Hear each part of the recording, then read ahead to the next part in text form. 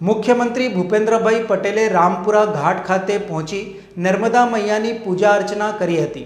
મુખ્યમંત્રી ભૂપેન્દ્રભાઈ પટેલે રામપુરા ઘાટ ખાતે ગુજરાત પવિત્ર યાત્રાધામ વિકાસ બોર્ડ અને નર્મદા જિલ્લા વહીવટી તંત્ર દ્વારા પરિક્રમાર્થીઓ માટે ઊભી કરવામાં આવેલી સુવિધાઓનું નિરીક્ષણ કર્યું હતું। આરોગ્ય વિભાગના રાહત કેમ્પ, સખી મંડળના બહેનોના સ્ટોલ, પરિક્રમા રૂટ પર મૂકવામાં આવેલ સીસીટીવી કંટ્રોલ રૂમ વગેરેનું નિરીક્ષણ કરીને તેમને સુવિધાઓ અંગે સંતોષ વ્યક્ત કર્યો હતો। મુખ્યમંત્રી શ્રી ભૂપેન્દ્રભાઈ પટેલે રામપુરા ઘાટ ખાતેથી શ્રી રણછોડરાયજી મંદિરે પહોંચી દર્શન કરી ધન્યતા અનુભવી હતી અને મંદિર પરિસર ખાતે દેશભરમાંથી આવેલા વિવિધ પ્રાંતના પરિક્રમાર્થીઓ સાથે સંવાદ પણ સાધ્યો હતો। મુખ્યમંત્રીશ્રીએ પરિક્રમાર્થીઓ સાથે વાતચીતમાં જણાવ્યું હતું કે પવિત્ર મા નર્મદાની પંચકોશી પરિક્રમા છેલ્લા કેટલાય વર્ષોથી અનેક શ્રદ્ધાળુઓ પગપાળા કરે છે।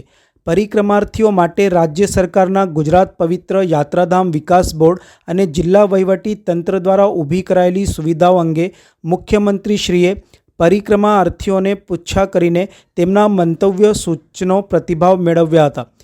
પરિક્રમાર્થીઓએ રાજ્ય સરકાર દ્વારા કરવામાં આવેલી સુવિધાઓ અંગે સરકારનો આભાર વ્યક્ત કર્યો હતો। મુખ્યમંત્રી શ્રી ભૂપેન્દ્રભાઈ પટેલે આપકી આસ્થા હમારી વ્યવસ્થાના મંત્ર સાથે રાજ્ય સરકાર પણ આગળ વધી રહી છે તેમ જણાવી પંચકોશી પરિક્રમા અર્થે આવતા શ્રદ્ધાળુઓ માટેની સુવિધાને કાયમી ધોરણે પ્રસ્થાપિત કરવાની રાજ્ય સરકારની નેમ છે તેમ ઉમેર્યું હતું। મહારાષ્ટ્રથી આવેલા પરિક્રમાર્થીઓ શ્રી ઋષિકેશ ઓઝા દ્વારા મા નર્મદાની પરિક્રમાનું મહત્ત્વ દર્શાવતું હિન્દી પુસ્તક મુખ્યમંત્રીશ્રીને અર્પણ કરીને પરિક્રમાર્થીઓ માટે ઊભી કરાયેલી સુવિધાની સરાહના કરી હતી।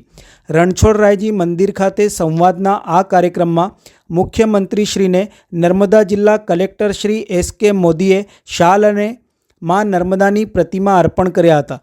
ગુજરાત પવિત્ર યાત્રાધામ વિકાસ બોર્ડના સેક્રેટરી શ્રી રમેશ મેરજાએ મુખ્યમંત્રીશ્રીને શ્રીફળ અને માતાજીની ચુંદડી અર્પણ કરી હતી।